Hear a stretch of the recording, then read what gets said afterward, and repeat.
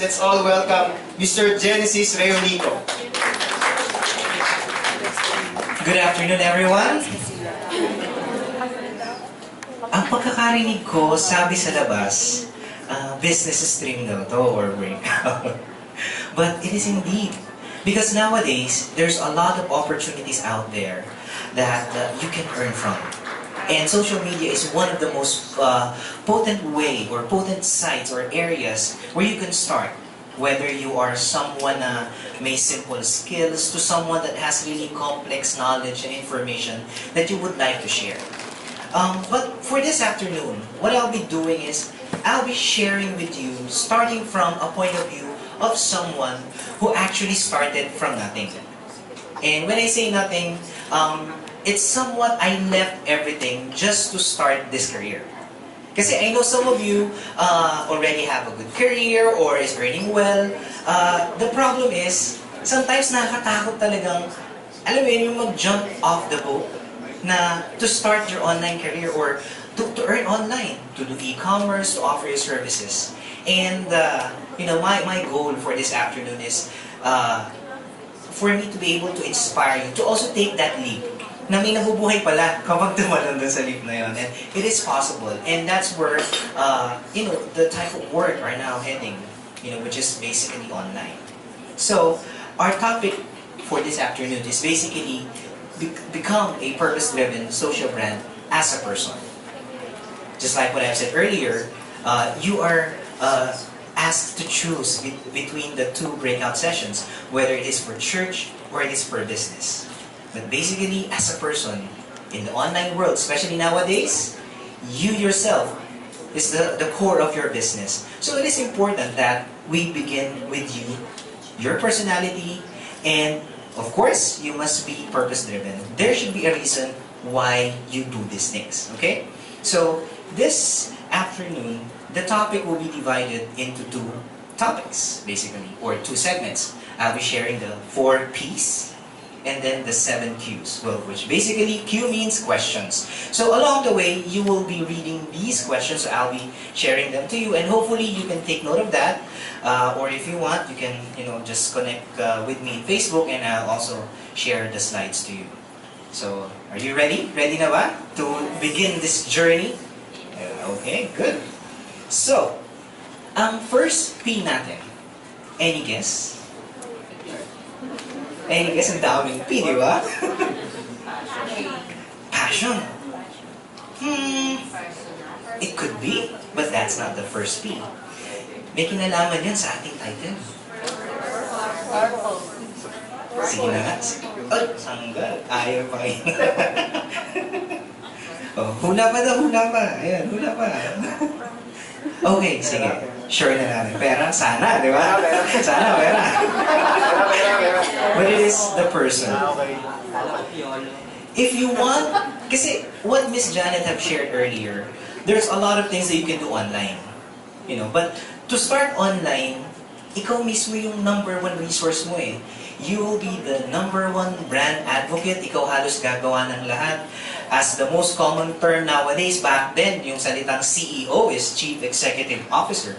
Pag nag-umpisa ka sa online, iba meaning nun. It's Chief Everything Officer. Ikaw gagawa ng lahat. At the start, you know everything. Information is there. I mean, you can Google it, you can YouTube, and you will learn a lot of new things. But the question is, since bago mo pa lang, you need to, you know, do everything on your own. You know, of course, you can seek help from people that you know and willing to help you. But the reason for this P is no other than defining your purpose. If you would like to establish your brand, you need to make sure that you are clear in certain things about your personality. In short, kailangan kilala mo yung sarili mo. Kasi ito yung unang-unang ibebenta eh. Diba? It's you. People buy to those that they know, like, and trust. So they need to know you first, and then transition to like, okay, I like him, and then they will trust you. But in order for you to start selling yourself, or communicating and reaching out to people, you must be able to know exactly sino ba ako. So the first question, question number 1, what are my core values as a person. Teka, ang layo yata. Parang ang lalim, di ba? Parang seminar ba to? I mean, ano ba to? Retreat, di ba? But really, it starts with you. We're going deeper. Kasi once you establish this, madali na eh. I mean, it will be much easier. People will find you authentic. People will really see you who you are. Sabi nga ni Ma'am Janet sa kanyang slide kanina, di ba? Kailangan maging ikaw. Di ba? Be the best you. I remember a story when I was starting. I was asked, kasi sabi ko ganyan, I want to help people to get started online. Kasi sabi ko, this could really change their lives or at least help them achieve their dreams, no? Kasi flexible, marami kang pwedeng gawin. Now, ang dami ng kompetisyon. Diba? Ang dami ng nagtuturo. So, tinanong ako ng aking guide or teacher. Sabi, what makes you different? I don't know na tama pala yung sagot ko, pero sabi ko lang, well, all I can bring into the table is me, my personality, and I believe that's more than enough. Kasi alam ko, gusto ko talaga magturo eh. So whatever form of business or service you have, if you are sincere, people will see it eh. And that's what happened to me. You know, of course, I still did everything, mahirap, pero people started to listen because they can see what I'm trying to say. I know my core values. I know what I represent. So my question to you is, what do you represent? Maraming type of core values. Ayan yung iba. Diba?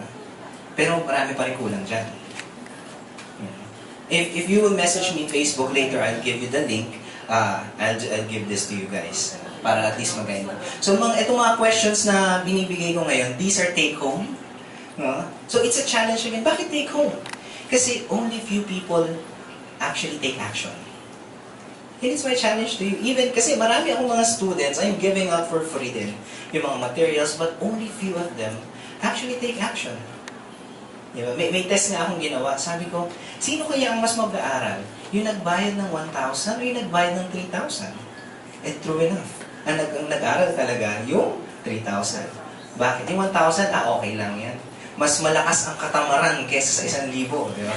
Pero pag 3,000 na yan, ibang usapan na to. Diba? You would really value it. So I guess really time is money. Because if you spend money, chances are you will spend time para gawin yung dapat na gawin. Diba? So yun.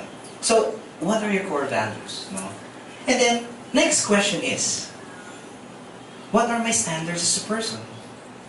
Ano ba yung standards mo? Okay, alam mo na kung ano yung values na meron ka, pero what are you willing to do? What are you willing to bargain for? What is your standard? High ba to? Low ba to? Di ba? O okay lang.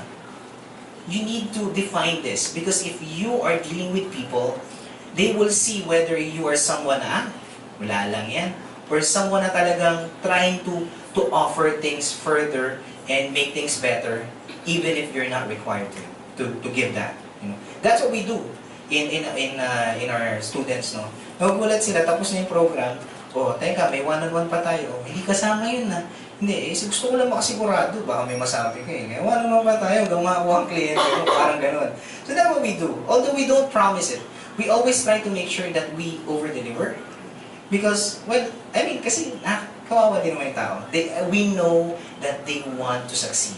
And I know that all of you have your own personal endeavors that you want to succeed on to din. And in order for you to make sure na mangyayari yun, kailangan you have your standards din. But whether you are a student or someone rendering service, you need to have a standard. Because nowadays, kaya nyo na makipag-compete sa bigger brands eh. Your name is your brand itself. So ito question, sino na dito kinuha na ang domain name ng pangalan nyo? Yung meron na, yung pangalan nyo .com, parang gano'n, meron na ba? Naku, paano pag kinuha ng kaaway nyo yan? What if your enemy took your name and they create a blog about you? Naku, it's just $10 or less than 500 pesos or something. Gusto niyo bang makuha ng iba yung pangalan nyo? So, I mean, these are things that you should be considering nowadays. And as we are talking about personal branding and you as a person going into the digital age nowadays, it is really important that you cover that, starting with your name. Okay? So, keep in mind that having a clearly defined core values and personal standards will guide you and save you from making decisions that you might regret having made. Marami yun eh. At some point, there will be deals that will come along your way. What if, let's say, you're good in video editing or photo editing, and then all of a sudden, a big deal comes in. Tapos sabi, weekly, you can earn 20,000. Why not? The problem is, you're dealing with porn. So, paano yun? Diba? And every week, lalaki pa yan. Diba? So, paano yun? If you are not sure about your standards, external factors like, nahihirapan kami ngayon, kailangan namin kumita, merong may sakit, you need to define it. Because just like in any industry, pwede kang kainin.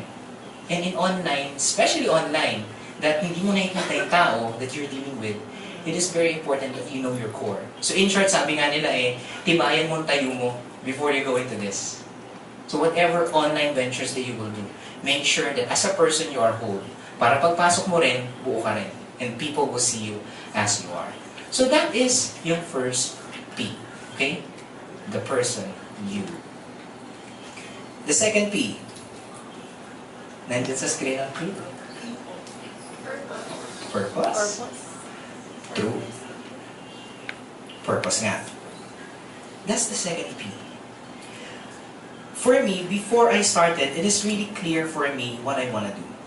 I mean, bago ako nag-venture out, I really dig deep into myself exactly what do I want to happen in my life and the things that I'll be doing. Kasi, I mean, just like what I said earlier, I'll be entering an industry na marami ng players.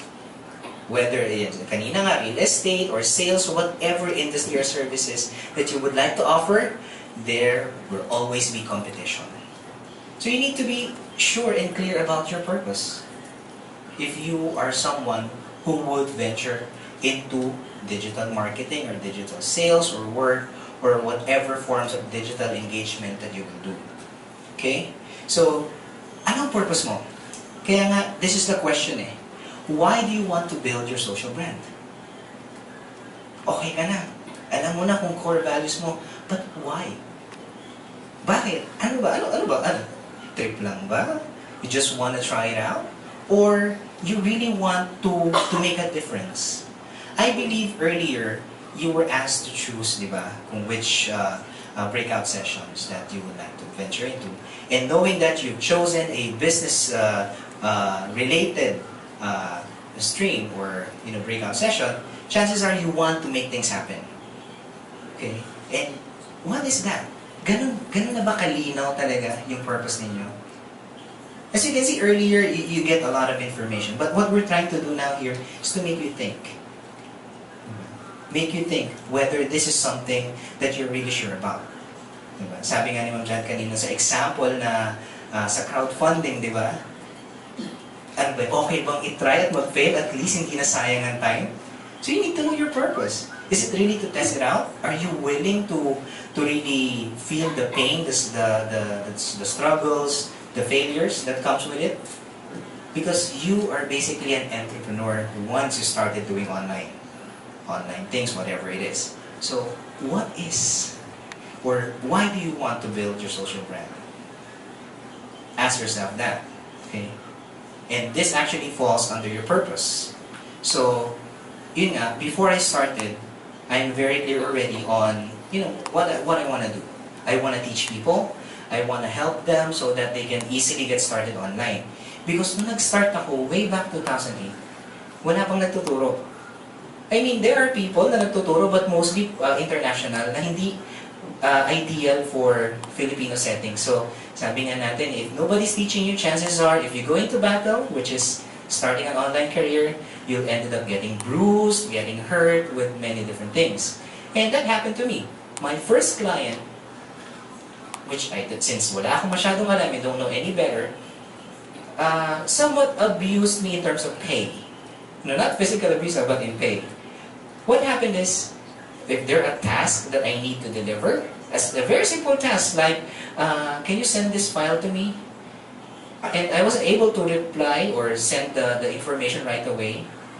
And sabi ng client, okay, since I didn't receive this as expected, after 10 minutes, then I'll deduct this from your salary because I'm supposed to be earning by doing that. And that lasted for almost a year and a half. So imagine, di ba? I find it reasonable. Okay, hindi ka kumita, nalugi ka.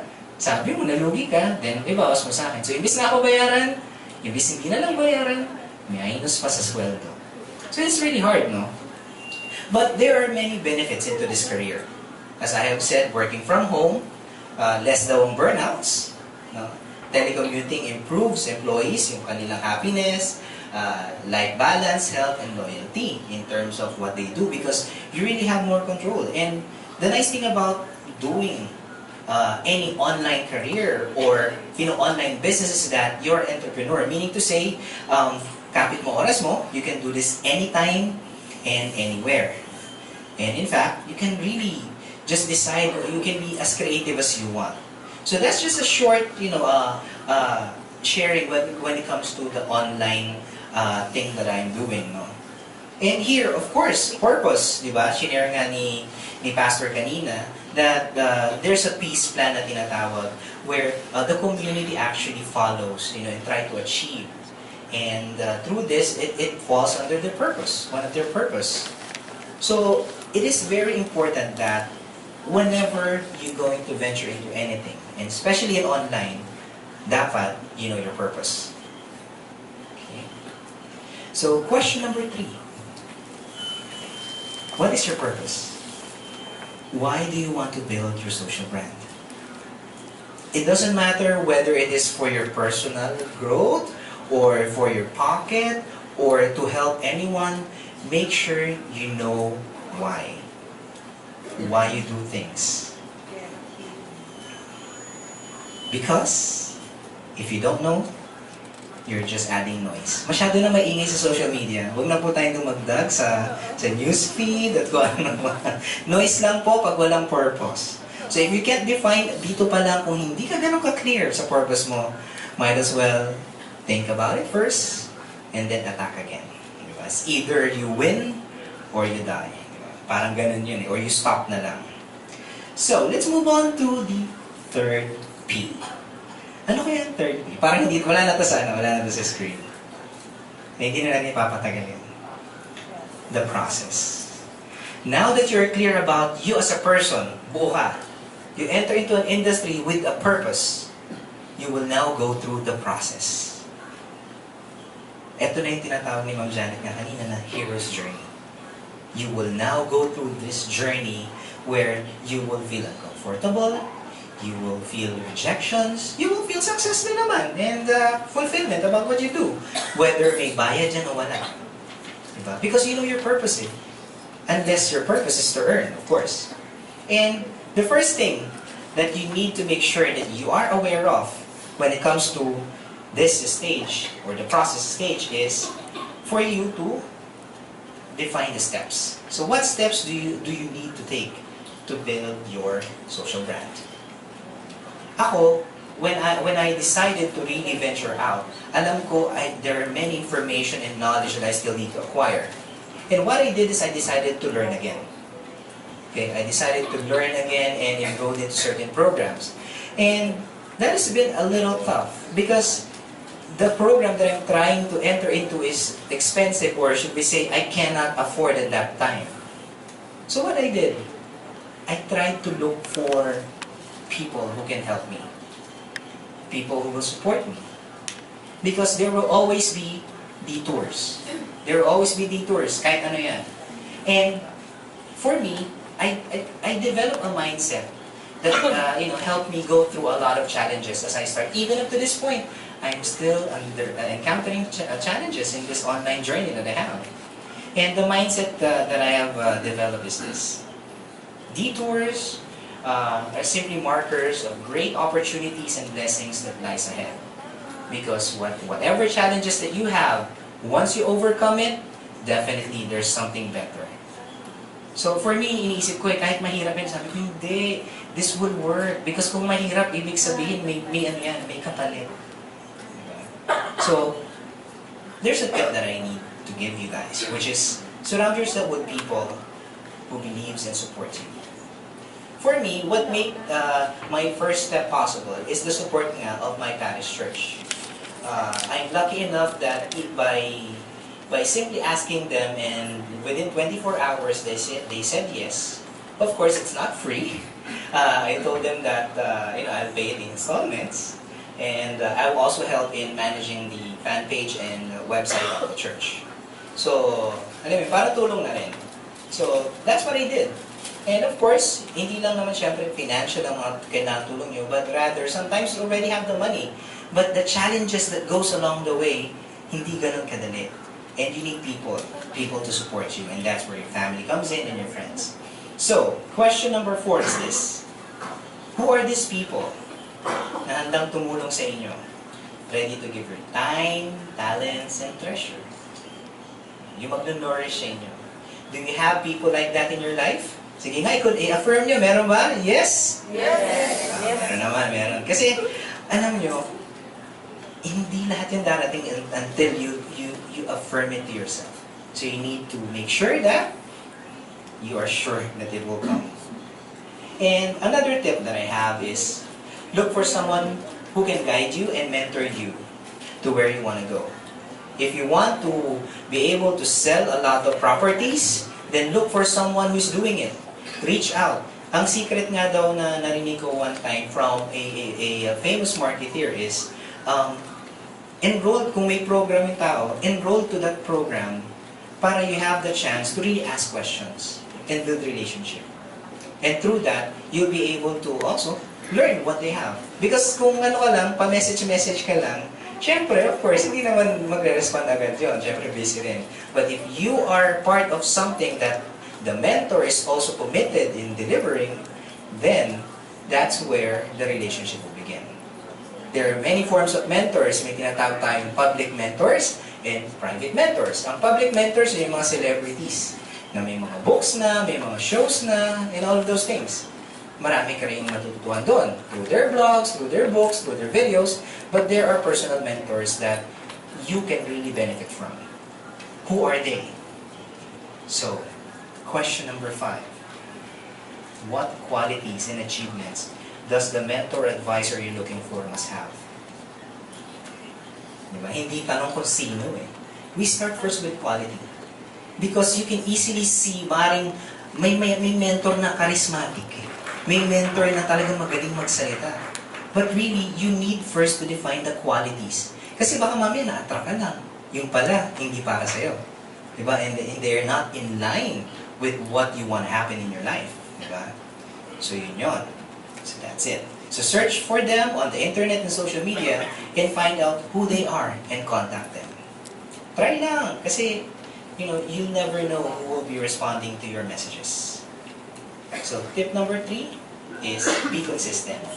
Then later on, Mr. Ben Francia will be sharing more on how to, maximize social media and become really more consistent and more visible. So it is very important as someone na talagang nagmamarket online na hindi yung makikita ka lang ngayon tas mawawala ka. Yung parang ang init-init mo, promote ka, sell ka na, and then all of a sudden, a time will come, wala na. Yung mga ganon, it happens. So you need to be consistent, not only with your presence, but with your message. Babalik ka ngayon doon sa first P. Your purpose, tsaka yung iyong person, yung core values mo. So as you can see, it goes back. Again, be seen. Baka mamaya masaya ka na may mga nagko-comment sa iyo ng mga 20 na tao. If you want to succeed online, make sure that people can see you. And then again, later on, Mr. Ben Francia will share lots of strategies about that. On how to make sure that you'll be seen. Not just in Facebook, but in many other areas online. And lastly, be memorable. Ayaw mong magmukhang isang commercial lang sa TV na once done, that's it. You need to be memorable. So yung iba, sige, eto, for example, si Cory, anong color siya? Yellow, di ba? Si Steve Jobs, ano yung parang ano niya? Yung suot niya lagi na black shirt, na long sleeve, and then turtleneck, diba? Turtleneck. So talagang nakano siya, di ba? May branding. You, ano yung ano niyo? What will make you memorable? Kayo ba'y maingay sa camera? Kayo ba yung may mga laging parting words na kakaiba? What makes you unique? Diba? Yung iba weird pa. May mga nakita ako sa video nila, they are so confident sa video, and they start with nanggugulat talaga, naka-zoom sa mukha nila, tapos papalayo. Diba? So, what makes you memorable? Yun, memorable na sa akin, yung kita nyo, naalala ko dito, diba? Ganun siya mag-video. So, what will make you memorable online? Diba? Ako, I'm hoping na hindi, na sa mga nakakita, hindi nare-recall na itong suot kong coat, paulit-ulit, di ba? Branding na to out of financial needs. Naging branding, di ba? Pero carry naman, carry naman. It turned out to be a lucky, a lucky coat. Hindi ko pa natatry na magsuot ng iba. Hopefully. Oh, nawala. Lucky daw, no? Bigla nawala. Oh, you're laughing. Is it because you're confirming that it's the same? I wanna know. Baka it's time. Baka kailangan ko na rin mag-crowdfunding, di ba? Madali lang yun, di ba? Ayan, okay. Okay, question number 6. Remember, we only have 7 questions. What social media branding, marketing and management strategies do you have? Meron na ba? Meron na ba kayo alam? Maliban sa spamming. See, many people does that online. And sabi nga nila, the learning today doesn't end here because later, diba, Mr. Ben Francia will be sharing more of that. And we'll be hearing from someone talaga that has been doing this big time. So yun. So that's question number 6. So if you know some strategies, try to create a social media content generation and posting plan. Now, malalim yun. Ano ibig sabihin nun? Maghanap ka ng halimbawa, gusto mo lang may napopost ka sa Facebook. Sa isang oras mo na nag-scroll ka sa newsfeed mo, tapos mahilig ka sa quotes, so identify mo na yung mga quote, yan, gaganda niya, kunin mo na yung link. Tapos iset mo sa fanpage mo, schedule mo na. At least, consistent ka na may nagpo-post ka, kahit sinashare mo lang. Or better yet, kung mahilig ka magsulat, why not create mo na yung, ilista mo na yung sa topic, sa araw na to, ito yung susulat kong blog. Tapos sa araw na to, ganito. Kung gusto mo naman, sa isang buwan, may sarili kang topic. How to, let's say, real estate ito ang topic natin halos how to find a house, or how to buy a house that is affordable, but, has a lot of space. Tapos gagawa ka ng iba't ibang articles niyan. Tapos schedule mo lang. Kahit hindi mo pa nagagawa, at least you have a plan. You have a plan. At go back dun sa purpose yun, kailangan inline. So everything is interconnected. So, we are now down to our 6th question, di ba? So we still have one last P. Di ba? The 4th P. Pera na ba to? Baka pera na to. Dapat naman may pera. Pero actually, parang pakot sa pera tong letter P na to. Passion. Sabi nila, to know your passion, you need to know, one good measure is, you're willing to do this for free. Then you're passionate enough. Parang addict. I don't care kung walang bayad, basta gusto ko yan. Parang I feel fulfilled. Diba? So, that's where passion comes in. That's the problem nga lang. It's not always getting you paid, di ba? But it's getting you fulfilled. So, ano mas mahalaga? Pera o kaligayahan? Both. Dahil kailangan wise answer tayo. Wise answer. Pwede namang, diba? Hindi naman sinabing bawal ang both Pwede naman So, to some people, when we say passion, for them it's love. To some, it's following their dreams. And to some, it's remembering this movie, di ba? Iba, dun lang na rin, first time nila narinig yung passion. Ay, yung pelikula, hindi! Marami yan! But, in relation to our topic this afternoon, when it comes to building a purpose-driven personal brand, for me, I can say that once we have gone through the first 3 P's, yung person, yung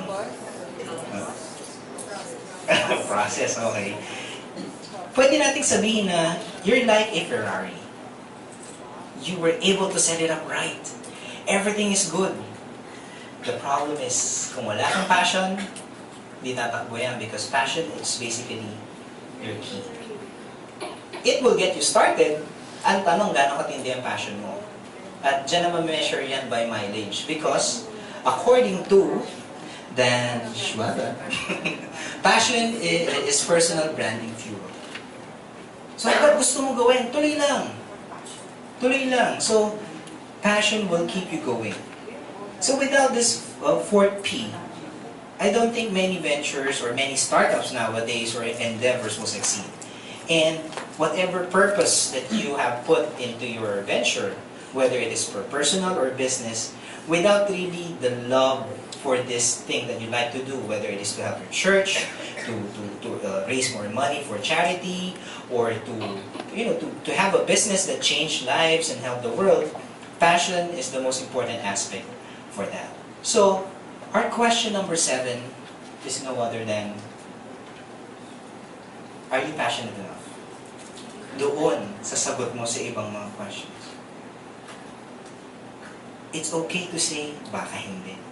Good thing, at least, di ba? It saves you enough time. Ngayon pa lang, we're trying to test out whether the purpose-driven social brand that you like to build may not be something that you can sustain or may not be good.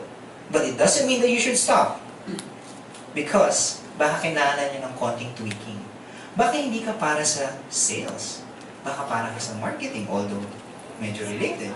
Baka you're not really good in singing, but you're good in dancing. It doesn't matter. You just need to identify yun. You need to learn. So go back. Again, the strategies can be learned, but if you as a person, as a personal brand for your business or endeavor is not solid, then I don't think it would last. Okay? So, if your answer is yes, then get ready because you are definitely going places, touching lives, and changing worlds. So, friends, that's the 4 P's and 7 Q's of our purpose-driven personal brand. And I hope that through this short learning, I was able to inspire you to really think why you want to do things in your life. Especially going online, because it's always not easy starting, but it doesn't mean it's not doable. And many people have succeeded, and the next speaker will actually talk more about his story on that and some learnings. So again, if you'd like to get in touch with me, you can check out my blog. That's onlinejobslifestyle.com. You can also email me, Coach Jen, at onlinejobsuniversity.com. Doon sa gustong makakuha ng mga questions and copy ng slides, just visit my fan page and message me there. May message button naman doon. And I'll be able to send the copy to you. And let me leave you with this quote from Galileo Galilei.